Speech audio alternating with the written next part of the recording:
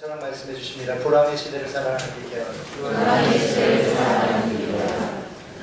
세계 제2차 대전의 일입니다. 미국의 한 젊은이가 해군 장교로 입대를 하게 됩니다. 그런데 자신이 탄 배가 일본군의 포탄을 맞고 침몰하게 될 때 이제 목숨을 걸고 많은 동료들을 구한 것으로 영웅이 되게 됩니다.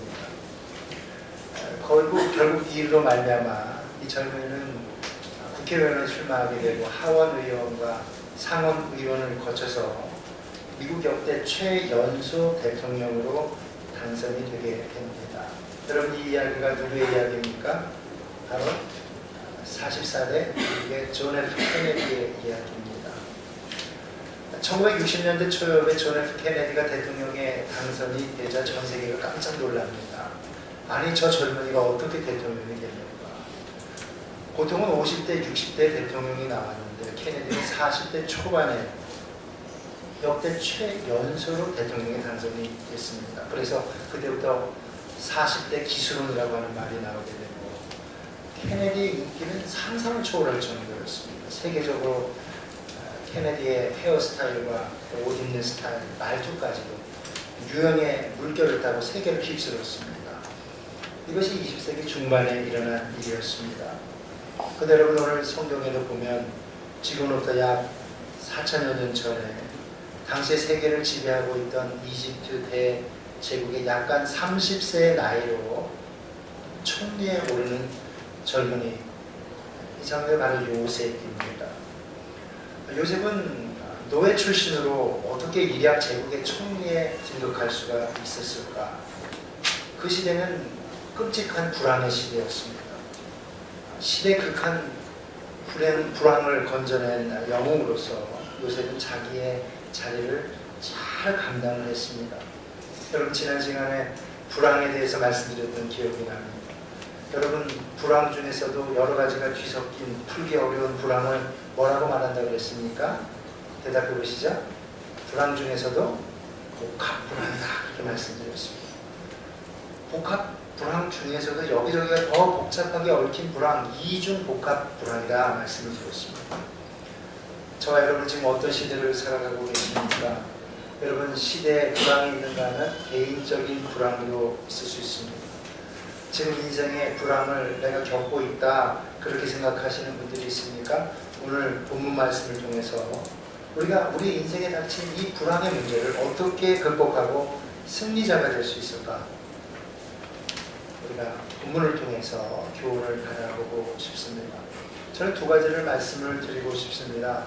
첫 번째로, 불황의 시대에는 사람과의 관계를 잘해라 말씀드리고 싶습니다. 자, 한번 말씀해 주십니다. 불황의 시대에는 사람과의 관계를 잘해라.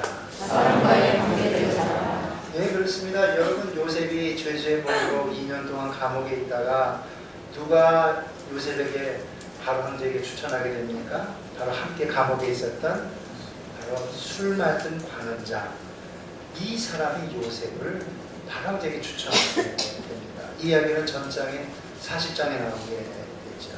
요셉이 감옥에 함께 갇혀있는 술 맡은 관원장의 얼굴을 보고서 근심이 가득한 걸 알고, 무슨 근심이 있으십니까? 바로 말해보십시오. 제가 도울 수 있다면 돕겠습니다. 세심하게 옆에서 그 마음을 위로해 줍니다. 결국 감옥에서 이 일이 2년이 되어서 여러분 소개받고 총리의 위치에 오르게 되는 거 아닙니까? 이게 중요합니다. 여러분, 우리가 불황의 때에는 특별히 인간관계를 신경을 써야 됩니다. 소위 인복을 쌓아놔야 됩니다. 여러분, 내가 가진 것이 있을 때 그때 다른 사람을 도와야 돼요. 여러분, 내가 베풀 것이 있을 때 그때 더 어려운 사람을 돌아가야 됩니다. 물론 요셉처럼 아무것도 없을 때라도 그런 자리에서도 도와야 돼요. 돕는다고 하는 것은 꼭 물질적인 것만을 말씀드리는 건 아닙니다. 여러분, 요즘의 시대는 물질보다 어떤 면에서 정신적인 위로, 정신적인 격려가 필요합니다. 여러분, 없는 것으로가 아니라 내가 가진 것으로 다른 사람을 위로하고 격려해줘야 됩니다. 전도서 11장 1절 말씀해 보니까 너는 내 떡을 물 위에 던져라. 열어난 후에 돌을 찾으리라. 여러분 대단히 상징적인 말이에요. 여러분 떡을 먹을 것을 물 위에 던지면 어떻게 되겠습니까? 여러분 그거 마치 버리는 것 같습니다. 그래서 버리는 것 같지만 사실 버리는 게 아니라는 거예요. 도로 찾게 된다는 말이에요. 저는 이 비밀을 저희 아버지로부터 배웠습니다. 제가 어렸을 때 초등학교를 기억을 하는데 아버지와 덕도원으로 낚시를 갔습니다. 방학 기간이었기 일주일 동안 아버지도 낚시하고 저도 그때부터 낚시를 좋아하게 됐습니다. 일주일 동안 텐트를 치고 낚시를 합니다. 근데 이미 방학이라서 많은 사람들이 낚시를 하러 왔어요. 어디 텐트 칠 때가 마땅하지 않습니다. 저희 낚시에는 포인트라고 하는 게 있지 않습니까? 잘 잡히는 자리가 있는 거예요.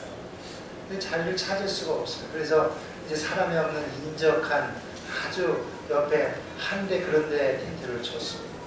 아니나 다를까 물고기가 나오지를 않는 겁니다. 그때 아버지의 인상적인 장면을 봤습니다. 물에 수초가 많아서 낚싯대도 제대로 들일 수 없는 곳에 들어가셔서 먼저 수초를 제거하시고 그 다음에 제일 먼저 하는 일은 떡밥을 던지는 일이었습니다. 깻목을 풀어놓는 일이었습니다. 저 멀리서부터 깻목을 풀기 시작하셔서 저는 한쪽에서 낚시를 하고 있는데 계속해서 깻목을 하루 종일 떡밥을 던지셨습니다. 하루도 아니고 2, 3일을 그렇게 하셨습니다. 여러분 왜 깻목을 던집니까? 낚시하시는 분들은 아시죠? 지금 그게 일상화되었는데요. 그 깻목을 던지니까 2, 3일이 지나면 그때부터 고기들이 몰려오는 거예요. 하루 종일 처음 이틀 동안은 고기를 잡지 못했는데 그러면 2, 3일 지나니까 그 깻목의 냄새를 맡고 고기들이 몰려오는데요. 의암 때문에 물고기들이 다 몰려요. 아니 그래서 돌아올 때는요. 뭐 있는 거는 없는 걸 다 동원했는데 그 물고기를 담을 수가 없어요. 얼마나 물고기가 많이 들어요. 여러분 우리가 불황의 시대에 여러분 관계를 참 맺어야 됩니다. 특별히 뭐 어려울 때는요. 여러분 가족끼리 사랑이 너무 중요해요. 가족이 참 어려울 때는 더 소중합니다. 가족과의 관계를 잘해야 돼요. 가까운 이웃과의 관계를 잘해야 됩니다. 그래서 이웃이 그 사람의 얼굴을 떠올리면 야 그래 맞아 저 친구는 참 고마운 친구야. 내가 항상 도움을 받은 것 같아. 내가 뭐 그 사람을 도와줄 일 없을까? 그럼 그렇게 생각하게 됩니다. 여러분 그래서 사람의 복을 가리켜서 인복이다 그렇게 얘기합니다. 나는 왜 이렇게 복이 없지? 나는 왜 나를 도우려는 사람이 없지? 여러분 그렇게 말하기 전에 나는 그런 가까운 사람에게 어떤 모습으로 다가가는가 우리 그것을 돌아볼 수 있어야 합니다. 여러분 우리 오늘 바로 황제의 관점으로 봐도 그렇습니다. 여러분 요셉도 인복이 많은 사람이지만 바로 황제야말로 인복이 많은 사람이었습니다. 그렇지 않습니까? 이제 시대적인 위기가 닥쳐옵니다. 7년 대흉년이 오게 됩니다. 근데 가까운 곳에 바로 술 맡은 관원장이 있었습니다. 술 맡은 관원장이 편안하게 황제에게 얘기를 하는 겁니다. 만약에 황제가 인복이 없는 사람이고 아주 엄한 폭군이었다면 여러분 두려워 떨면서 과연 술 맡은 관원장이 얘기를 할 수 있었을까요? 만약에 얘기했다가 복지부동이라고 문제가 생기면 자기가 다 덤태기를 써야 돼요. 그런데 술 맡은 관원장 여러분 바로 황제 복이 많은 사람이었어요. 술 맡은 관원장이 요셉을 추천하게 됩니다. 여러분 바로 황제 입장에서는 이거 분명히 인복입니다. 좋은 사람이 옆에 있는 거예요. 여러분 인복이 있는 사람 다른 말로 하면 또 열린 사람이다. 열린 마음을 가진 사람이다. 그렇게 말할 수 있습니다. 여러분 한번 저랑 말씀해 주시기 바랍니다. 인복이 있는 사람은 열린 마음의 소유자다. 열린 마음의 소유자. 네, 그렇습니다. 여러분 생각해 보면 황제 입장에서 여러분 주위의 간언을 들을 줄을 알아야 돼요. 여러분 지난 정부와 이번 정부 여러분 자꾸만 얘기되는 게 뭡니까? 소통의 문제 아닙니까? 소통을 할 줄 모른다. 그렇게 얘기를 합니다. 여러분 항상 여당만 하겠습니까? 여당하다 야당하는 거 아닙니까? 야당하다가도 여당하는 겁니다. 자기가 여당할 때 야당의 얘기를 또 들어줘야 되지요. 맨날 야당만 합니까? 또 여당하는 거예요. 여당하다가 또 야당하는 거고요. 여러분 소통은 말이 통하지 않는 겁니다. 그런데 오늘 요셉 시대의 바로 황제는 소통을 할 줄 알았습니다. 주위의 간언을 들을 줄을 알았습니다. 술 맡은 관원장의 이야기를 유심히 듣습니다. 그리고 즉시로 요셉을 불러오라고 말합니다. 여러분, 요셉은 그때 노예였습니다. 여러분, 노예 요셉이 여러분 중간 단계를 거치지 않고 바로 황제를 되어야 이게 바로에게 복이 되고 애굽 땅에 사는 백성들의 복이 된 거예요. 백성들도 복된 것은 이런 복된 황제를 모실 수 있는 겁니다. 성경 속에는 바로 황제라고 불리는 또 다른 바로 왕이 있습니다. 여러분, 출애굽기를 보게 되면 출애굽기에 모세와 대결하는 그 황제도 그 왕도 바로 왕입니다. 왜냐하면 이 바로라고 하는 이름은 파라오라고 하는 말입니다. 이거는 이름이 아니라 영어로 말하면 king, 왕이라는 뜻의 이름이 아닙니다. 그렇기 때문에 여러 명이 등장을 하게 됩니다. 여러분, 모세 시대의 바로 왕은 어땠습니까? 여러분, 이 두 왕은 완전히 차이가 납니다. 물론 둘 다 온전히 하나님을 아는 사람은 아니었습니다. 다만 하나님의 은혜를 입었고 어렴풋이 하나님을 아는 사람이었습니다. 그런데 열린 마음을 가지고 있느냐 없느냐에 따라서 그 지도자의 격이 달라지게 되고, 그로 인해서 백성들이 복을 받느냐 저주를 받느냐 화가 임하느냐 그게 갈리게 해요. 출애굽기에 나오는 바로왕은 모세의 제안을 받아들이지 않았습니다. 나는 너가 누군지도 모르고 너가 말하는 여호와 하나님이 누군지도 모른다, 가라. 그렇게 다친 마음으로 대접을 하게 됩니다. 시간이 갈수록 바로 황제는 하나님의 뜻인 줄 알면서도 모세를 거부합니다. 시간이 갈수록 나라의 재앙이 임하게 되고 결국 나라가 완전히 망해감에도 불구하고 끝까지 양보하지를 못했습니다. 그것이 출애굽기의 바로 왕의 모습이었습니다. 하지만 본문의 요셉 시대에 바로 황제 현명했습니다. 주위의 간언을 들을 줄 알았고 노예였지만 가장 천한 자였지만 요셉의 말을 들을 줄 알았습니다. 결국 바로 황제가 백성들을 시대적인 위기로부터 건져내게 됩니다. 백성들이 복을 받을 수 있는 길을 열어주는 겁니다. 여러분, 이렇게 보면은요, 남편이 하나님을 알지 못하더라도, 하나님을 알지 못하는 사람이라도 지혜로운 사람이라면, 그럼 부인의 말을 들을 줄 알면 지혜로운 남편이에요. 여보, 우리 교회 갑시다. 이제 여보, 당신 교회 갈 때도 되지 않았나요? 그럴 때 부인의 말을 들으면 참 지혜로운 남편이고 영생은 없는 거예요. 근데 그렇지 않으면 참 안 된 남편. 근데 교회마다 조금 모자란 남편들이 있는 것 같아요. 저를 비롯해서 아내 말을 들으면 되는데 잘 안 그러는 남편들이 많아요. 참 가슴 아픈데요. 물론 그 전에 전제가 있죠. 지혜로운 아내, 지혜로운 아내가 됩니다. 여러분, 오늘 요셉은 사람과의 관계를 잘 했습니다. 요셉이 얘기하죠. 32절이에요. 우리 32절, 33절 성경 있으신 분들이 같이 있습니다. 바로께서 꿈을 두 번 겹쳐 보신 것은 하나님이 이를 정하셨습니다. 하나님이 속되게 하시니 이제 바로께서는 영처럼 지혜를 있는 사람들을 하여 내게 땅을 다스리라. 34절입니다. 바로께서는 너희가 지내서 나라의 강력한 일고 일곱의 백년의 백년의 5분의 1을 거두되. 거기 말씀을 보시게 되면 영철하고 지혜로운 사람 한 사람을 택해서 일이 너무 중요하고 너무 급한 일이기 때문에 그 한 사람에게 일이면서 잘 처리하게 하시고, 그러면서 이제 그 밑에 제안들을 쭉 하게 되는 거예요. 여기 봐도요, 요셉이 관계를 잘 하는 거예요. 자기를 높이지 않습니다. 하나님을 먼저 높이잖아요. 그리고 자기를 높이지 않아요. 만약에 우리 같으면 임금님 일이 너무너무 중요하기 때문에 저도 좀 한몫하고 싶습니다. 저를 좀 군수라도 면장이라도 좀 시켜주십시오. 그럼 제가 나름대로 샘플을 보여주. 그렇게 얘기를 하지는 않습니다. 자기 얘기를 하지는 않는 거예요. 그냥 제안만 하는 거예요. 겸손한 거예요. 얼마나 지혜로죠. 이 역시도 하나님과의 관계 지혜로. 그랬더니 얘기를 다 듣고 황제와 또 신하들이 이구동성. 너가 그 자리에 적합하지 않겠느냐.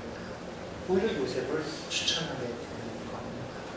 저와 여러분은 인간관계 속에서 큰 복을 받을 수 있기를 주님의 이름으로 축복을 드립니다.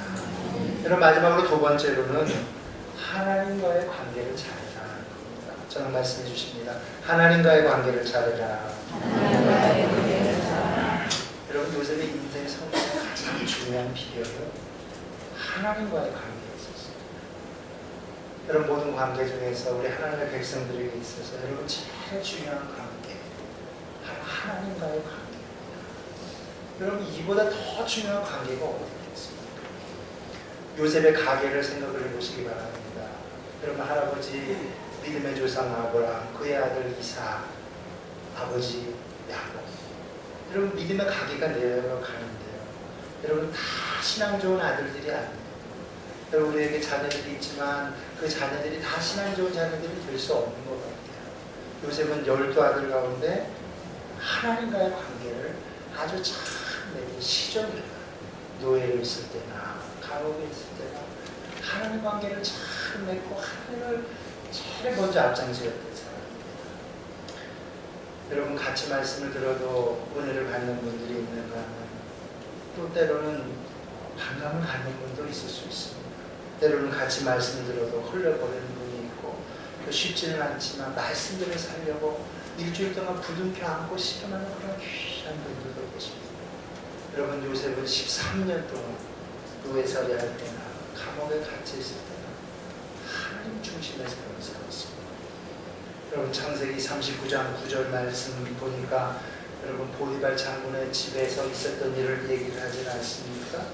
여러분 보디발 장군의 집에서 노예살이 할 때 보디발 장군의 아내가 유혹을 하게 됩니다. 근데 여러분 요셉이 그것을 거절하게 되는데 PPT를 준비했습니다. 여러분 우리 한번 한 목소리로 같이 했습니다. 이 집에는 나보다 큰 이가 없으며 주인이 아무것도 내게 구하지 아니하시고 그만 것은 당신들이니 당신들의 아내이라. 그런즉 내가 어찌 이 나라를 하나님께 죄 주시옵니까? 여러분 그 상황 속에서도 요셉은 하나님을 의식했습니다. 자기 정욕대로가 아니에요. 여러분 오늘 말씀에도 그 흔적이 있지 않습니까? 41장 32절에 보니까 바로께서 꿈을 2번 겹쳐 꾸신 것은 하나님이 일을 정하셨습니다. 하나님이 속히 행하시니. 여러분 요셉의 생애를 추적해 보시기 바랍니다. 그의 의식 속에는 하나님으로 가득 차 있어요. 하나님께 영광을 돌리는 거예요. 하나님의 이름을 내세우는 거예요. 여러분 위대한 하나님의 생애를 추적해보면 그 인생의 승리의 비결이 분명히 있어요. 그 신앙생활의 핵심. 저는 그 신앙생활의 핵심을 한마디로 말하면 하나님 제일 죄이다. 그렇게 말씀을 드리고 싶습니다. 저는 말씀해 주십니다. 신앙생활의 핵심은 하나님 제일 죄이다. 하나님 제일 죄이다. 그래요. 그러니까 다 아는 사실입니다. 그럼 이제 우리 그렇게 살아야 돼요. 여러분 많은 분들이 신앙생활을 하면서 신앙의 핵심을 모르는 분들이 있어요. 복받는 비결을 아직도 모르는 분들이 있어요. 여러분 우리가 기본을 모르면 자꾸 제자리로 가요. 이제는 열매를 내줄 때가 있는데 그 결정적인 순간에 기본에서 물러나요. 여러분 많은 사람들이 소위 사회적으로 성공하는 사람들이 되기로 합니다. 물론 우리들도 여러분 신앙적으로 성공하기를 바랍니다. 하지만 여러분 성공하기를 원하면서 오히려 실패로 끝나는 삶을 사는 사람들이 많습니다. 왜 성공을 원하는데 실패하는 삶이 됩니까? 몇 해 전에 미국의 월간 교양지인 리더스 다이제스트지에서 실패하는 사람들의 8가지 조건에 대해 소개한 글이 있었습니다. 그 8가지 실패하는 사람들의 특징 가운데 마지막 8번째가 제 마음에 와닿았습니다. 이렇게 얘기를 했습니다. 일을 처리하는 우선순위가 잘못된 사람은 실패한다. 일을 처리하는 우선순위가 잘못된 사람은 실패한다는 거예요. 일의 내용이 중요한 게 아니고 일의 순서라는 거예요.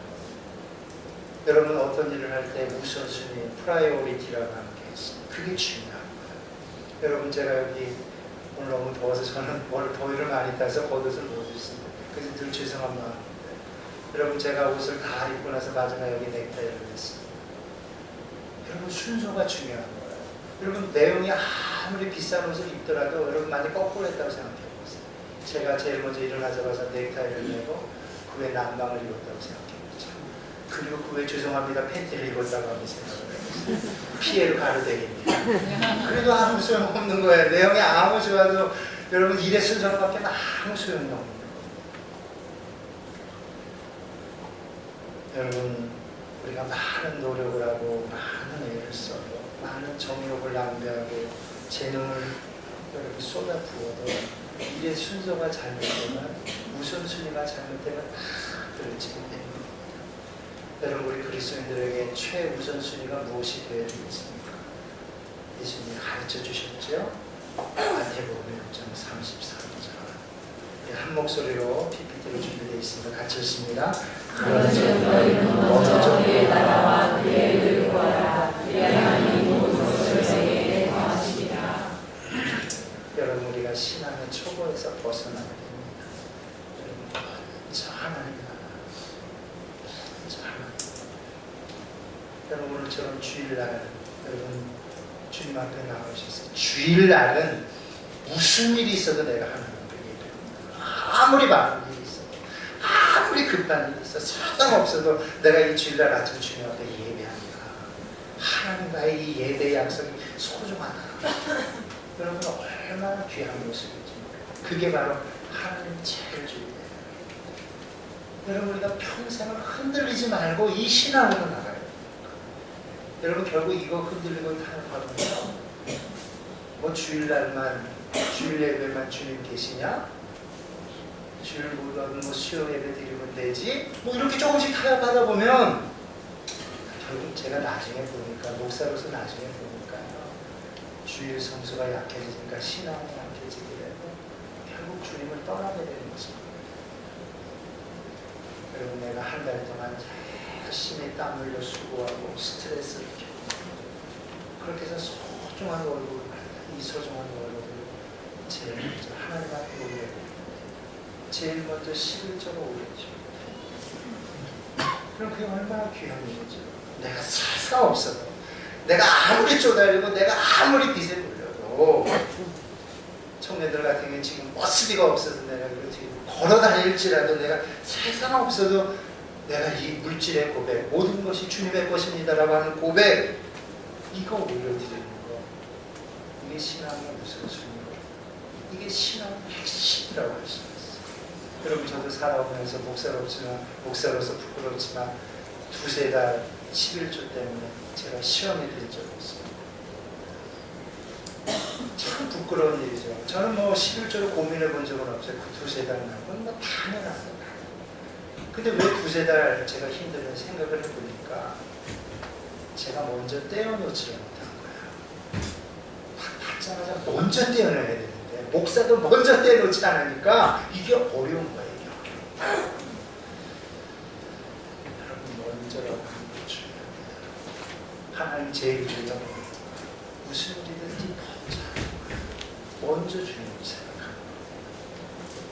뭐 어떤 분도 그럴 거 뭐 주일 예배는 안 가지고 드리고 뭐 11조를 오래 드리는 분들도 별로 축복받는 게 없는데요. 그런 분들이 있을 수가 있습니다. 여러분 11조는요 기복신앙이 아니에요. 11조를 여러분 드리면서 축복 달라고 여러분 하나님 앞에 드리는 뇌물이 아닙니다. 이건 그냥 성령의 합당한 자세예요. 내가 존재하는 것에 대한 합당한 자세입니다. 그래서 여러분 시간이 지나면 시간이 지나면 하나님의 가람이 계시죠. 시간이 지나면 나중에 보면 하나님께서 10배, 20배, 100배 그 이상으로 축복을 해줘요. 그게 인생의 경륜이고 신앙의 경륜이에요. 그런데 여러분 하나님은 제일 순위를 여기지 못하면 어떻게 됩니까? 소위 앞으로 남고 뒤로 미친다 그런 말이 있어요. 겉으로 그게 남은 것 같아요. 그게 쌓인 것 같아요. 나중에 보세요. 뒤로 미치는 거예요. 일이 나가고 철이 나가고 일이 흩어지고 저리 흩어지고 고생은 고생대로 하고 어려움은 어려움대로. 그래요. 우리가 하나님 제일주의로 나가면 결국 나중에 보면 여러분 잠시는 어렵고 잠시는 실패하는 것 같지만 오늘 요셉처럼 요셉은 13년 동안 노예사를 하고 여러분 다윗이 쫓기고 얼마나 산으로 들러 굴로 쫓겨다닙니다. 그러나 하나님 제일주의로 살기로 결단하고 그 길을 가려갈 때 결국 그 길이 승리의 길이고 그 길이 가장 빠른 길이었다. 여러분 13년 동안 노예살이 했지만 약관 30세에 여러분 총리가 된다고 하는 건 가장 빠른 길인 겁니다. 여러분 이것을 믿는 것이 믿음이고 이렇게 사는 것이 믿음의 길이라고 하는 것입니다. 여러분 다 아는 말씀을 제가 길게 말씀을 드렸습니다. 두 가지를 말씀을 드렸죠. 이 불황의 시대를 살아가는 비결, PPT로 준비했습니다. 앞에 나와 있죠. 첫째, 둘째, 하나님과의 관계를 찾아라.